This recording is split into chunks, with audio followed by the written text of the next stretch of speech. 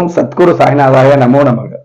எனது முதன்மை பேராசன் மதிப்புக்கிணி ஆதித்ய குருஜி ஐயா அவர்களுக்கு குருவணக்கம். உலகம் முழுக்க பரவி இருக்கின்ற தமிழ் உறவுகள் அனைவருக்கும் மதுரை ஜோதிடர் சாய் செல்வத்தின் இனிய வணக்கங்கள். வாழ்க பல்லாண்டு. இன்னைக்கு நம்ம பார்க்க போற பதிவு செவ்வாய் பயிற்சி.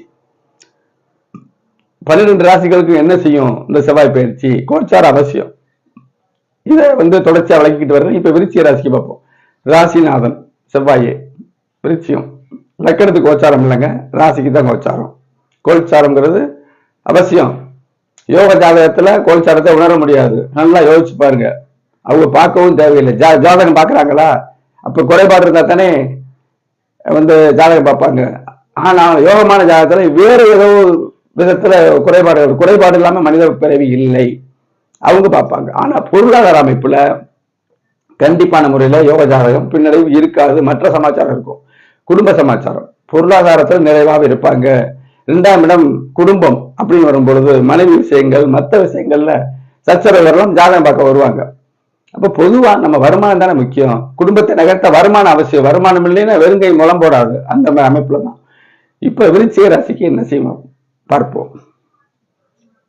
விருச்சிக ராசி ராசி அதிபதி 6ஆம் அதிபதி அவர் தான். லக்கணத்துக்கு வேற. லக்கணத்துக்கு செவ்வாய் 6ஆம் இடத்தை தொடர்பு பண்ணா இவரே பகையை உருவாக்குவார். வாக்கு கொடுத்து உருவாக்குவாரா, சண்டை போட்டு உருவாக்குவாரா, அப்படிங்கிற விஷயம் எல்லாம் தனித்தனியா பார்க்கணும். இப்ப விருச்சிக ராசிக்கு ராசி அதிபதியும் அவரே. 6ஆம் இடம் வேலை. எதுக்கு தவறானதை எடுக்கணும்? வேலை, தாய் மாமா, கடன், சுபக்கடனா அசுபக்கடனா, வேற ஒரு வார்த்தையில பதில பாருங்க. ஒவ்வொன்றுக்கும் தனித்தனியா சொல்றேன்னா, நோய் என்ன நோய், தீருமா தீராதா, எதிரி கஜகேசரி யோகம் வந்தா எதிரிங்கெல்லாம் கிடையாதுங்க. அது அதுல நான் ஆராய்ச்சி பண்ணியிருக்கேன். நக்கரத்தை காட்டினா 6ஆம் இடம் வலுத்து பெற்றா எதிரி வருவாங்க. ஆனா தசாபத்தி வந்தா ஒவ்வொன்றுக்கும் ஈக்குவேஷன் இருக்கு பாருங்க. காம்பினேஷன் தான். ஒரு வார்த்தை ஜோதிடத்தில் பதில் இல்லை. சரி, இப்ப இது வரைக்கும் செவ்வாய் எங்க இருந்து சனி எங்க இருந்தாரு. சனி செவ்வாயும் பார்த்துக்கிட்டாங்க. நல்லதா? சனி செவ்வாய் பார்க்கவே கூடாது. ஒரு ஜாதகத்துல யோக ஜாதகத்துல சனி செவ்வாய் சேர்ந்திருக்காது, பார்த்துக்கிட்டு இருக்காது. வெறும் சனி மட்டும் கூட பார்க்காது. புதன் செவ்வாய் பார்த்துக்க மாட்டாங்க, சேர மாட்டாங்க. சூரியன் சனி சேர மாட்டாங்க. குரு சுக்கிரன் 2 சுபகிரகம் தான். ஒவ்வொரு விஷயங்கள்ல பின்னடைவு இருக்கும். சரி, இதுக்கெல்லாம் விதிவிலக்கு இருக்கா? இருக்குது. சுபக்கிரகம் பார்த்துட்டா, சந்திர யோகம் விழுந்துட்டா முதல்ல பாவத்துவமும் அப்புறம் சுபத்துவம் ரெமெடி உண்டு. இப்படித்தான் ஜாதக அமைப்பு. இப்ப விருச்சிக ராசிக்கு நான் சொல்றேன், கோல்சாரம் யோகமானவருக்கு கிடையாது, மிகுந்த யோகமானவருக்கும் கிடையாது. அன்றாடம் பிழைக்கிறவங்களுக்கு, ஜாதகத்துல ஒளி இல்லாதவங்களுக்கு இந்த கிரகங்கள் செப்பரேட்டா ஒளி கொடுக்கும். அதுதான் கோல்சாரம். கோல்சாரம் அவசியம் சொல்லணும். இப்ப உணர்றீங்களா? இப்ப இது வரைக்கும் சனி செவ்வாய் பத்தர் ராசிநாதன் இவரை லக்கணம் வேற மாதிரி இருக்கலாம். அந்த ஜாதகத்துல லக்கணத்துல வலு வேற மாதிரி இருக்கலாம். நான் சொல்றது லக்கண வலுவும் ராசி வலுவும் எல்லாமே ஒரு பின்தங்கி உள்ள ஜாதகம் இருக்காங்கல்ல. நான் சொல்றது யாசகம் வாங்குறவங்க, அதாவது பெக்கர்ஸ் சொல்றோம், அவங்க எல்லாம் கிடையாது. சம்சார வாழ்க்கையில் இருக்கிறவங்களுக்கு தான் இது பொருந்தும் அப்படின்னு சொல்ற அமைப்பு. அப்ப ராசிநாதன் சனி செவ்வாய் பார்வை வந்துருச்சா, ஏற்கனவே சனி விருச்சிகத்துக்கு ஆகாதவர் தானே. உடல் ரீதியா துன்பப்பட்டவங்களுக்கு கடுமையா இதுவும் மேற்கொண்டு கெடுத்திருக்கும். கடன் அமைப்புல உள்ளவங்களுக்கு கெடுத்திருக்கும். சரியா? தாய் மாமன்ல உறவுல விரிசல் இருக்கும். அந்த ஜாதகத்துல அந்த அந்தரங்கள் ஓடிக்கிட்டு இருந்தா அந்தரம் முக்கியம். தசாபுத்திகள் அந்தரங்கள் உண்மையானாலும் குறிப்பிட்ட சில நாட்கள் இருப்பது அந்தரம். அந்தரநாதனுடைய அமைப்பை வச்சு நம்ம சொல்லணும். சரி, இப்ப கெடுதல் அமைப்பு இருந்துச்சு, வருமான குறைவு எல்லாமே இருந்தது. இப்ப எப்படி இருக்குது? ராசிநாதன் 12 வெளிநாட்டுக்கு போகக்கூடிய அமைப்புல உள்ளவங்க இருக்காங்கல்ல, வெளி மாநிலம் வெளிநாடு வேலை விஷயமா போறவங்களுக்கு குரு பார்வை இருக்குது. அந்த விவரம், அதாவது 90 பைசா இருக்கு, 10 பைசா சேரல, 1 ரூபாய் ஆகாது. 10 பைசா சேர்த்தா 1 ரூபாய். அதுதான் கோல்சாரம். இதுக்கு மேல விளக்க முடியாது. சரியா? இப்ப 12ஆம் இடத்துல செவ்வாய் இருக்காரு, குரு இங்க இருக்கு. வெளிநாட்டு விஷயங்கள் சக்சஸ் ஆகும். வெளிநாட்டு விஷயங்களுக்கு அடித்தளமா மனசுல எழும். வெளிநாட்டு விஷயங்களுக்கு விசா கிடைக்கும். இப்படி எடுத்துக்கிறோம். அதற்கடுத்து 6ஆம் இடம். 6ஆம் இடத்தை விதி கடன். கடன் சுபக்கடன் ஏற்பட வாய்ப்பு இருக்கு. குரு பார்க்குது இல்ல, சுபக்கடன் எதிரி அமைப்பில் எடுக்க வேணாம், சுபக்கடன் ஏற்படும். அந்த அமைப்புல நம்ம பார்க்கணும். கடன் வாங்கி வீடு கட்ட, கடன் வாங்கி தொழில் செய்ய, அவங்க ஜாதகத்துல என்ன இருக்கோ அந்த கோல்சாரம் அப்படியே பலிக்கும் அப்படிங்கிற அமைப்பு தாங்க. சரி, பார்வையை நம்ம எடுத்துக்கிறோம்ல, விருச்சிக ராசிக்கு 3ஆம் இடத்தை செவ்வாய் பார்க்கிறாரு. 3ஆம் இடத்தை செவ்வாய் பார்த்தா சகோதரர்கள் ஒற்றுமை குறையும். உச்ச அதாவது செவ்வாய் பார்க்கிறாரு 3ஆம் இடத்தை.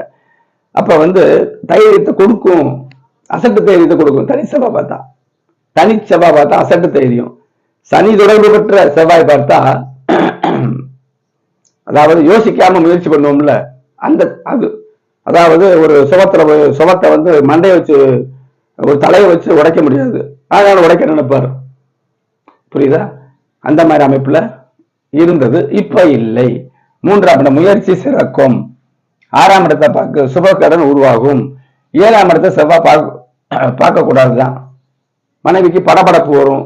இது வரைக்கும் செவ்வாய் மாறுறது வரைக்கும் சனி செவ்வாய் இருக்கும் பொழுது அவங்க ஜாதகத்துல, நான் சொல்றது பிராப்தம் இல்லாத ஜாதகத்துல, உழைத்து பிழைக்கக்கூடிய ஜாதகத்துல, அந்த உழைத்து பிழைக்கக்கூடிய ஜாதகத்திலே அற்புதமா மனைவியுடைய உறவுகள் இருக்கும்.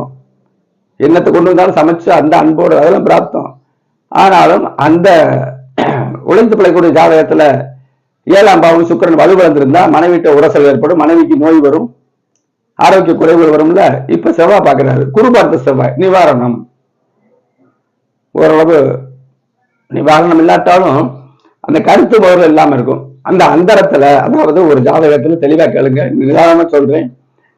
யோகம் இல்லாத உழைத்து பிழைக்கக்கூடிய ஜாதகத்துல 7ஆம் பாவம் குறிகாட்டி அதனுடைய அந்தரம் நடக்கும் பொழுது, தசாபுத்திகளும் அதனுடைய இணைப்பா அந்த அந்தரங்கள் நடக்கும் பொழுது மனைவிக்கு நோயோ அல்லது கருத்து வேற்றுமையோ இருந்து கொண்டிருக்கும் போது, இப்ப மாறி இருக்காருல்ல, மாறும் பொழுது அது நீங்கக்கூடிய அமைப்பாக இருக்கும். நல்லா பாருங்க, உங்க ஜாதகத்துல, உங்களுக்கு தெரிஞ்ச ஜாதகத்துல பாருங்க, சரியாக இருக்கும். இதுதாங்க விருச்சிக ராசிக்கு உண்டான அமைப்பு. கோல்சாரம் மிக மிக அவசியம். 1.5 மாசத்துக்கு இருக்கு. சரி, 1.5 மாசத்துக்கு அடுத்து தசாபத்தி மாறிட்டா இதனுடைய தொடர்ச்சியாக தான் அது இருக்கும். இப்படி என்னுடைய மதிப்பு மிக்க குருநாதர் குறிஞ்சை அவருடைய சுபத்துவ பாவத்துவ சூட்சும கோட்பாடை மட்டுமே நான் ஏற்கிறேன். அதுக்காக மற்ற குருநாதர்கள் பின்பற்றலைன்னு சொல்லல. மற்ற குருநாதர்கள்ட்ட சில பாயிண்ட் எடுக்கிறேன். எல்லாரும் வணக்கத்துக்குரியவர்கள்.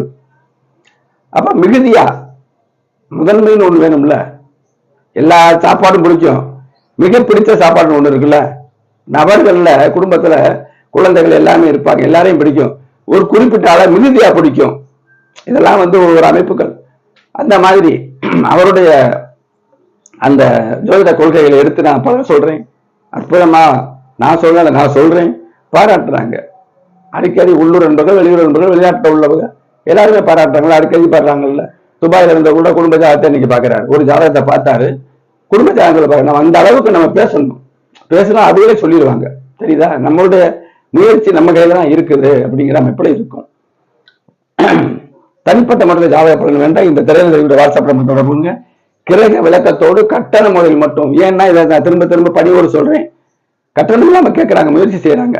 அது இல்லைங்க. கட்டணத்தோடு தொழில்முறை ஜோதிடன், கட்டணத்தோடு உங்களுக்கு சிறப்பா நீங்க எதிர்பார்க்கிறதுக்கான சிறப்பாகவே நான் பலர் சொல்லுவேன். அடுத்து தனுசு ராசிக்கு இந்த செவ்வாய் எப்படி இருக்கு அப்படிங்கிறத அடுத்த வீடியோ சந்திப்போம். நன்றி.